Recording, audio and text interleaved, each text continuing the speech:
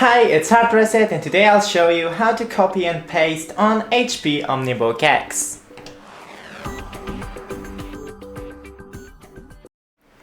So, we can, for example, type something in, select it and click Ctrl and C to copy, and then Ctrl and V to paste. Of course, you can select it, right-click and click Copy, and then right-click and click Paste.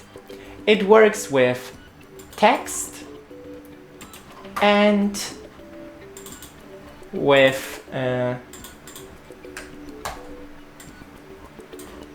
files, so we can just click Ctrl and C on our desktop, Ctrl and V, and it is copying.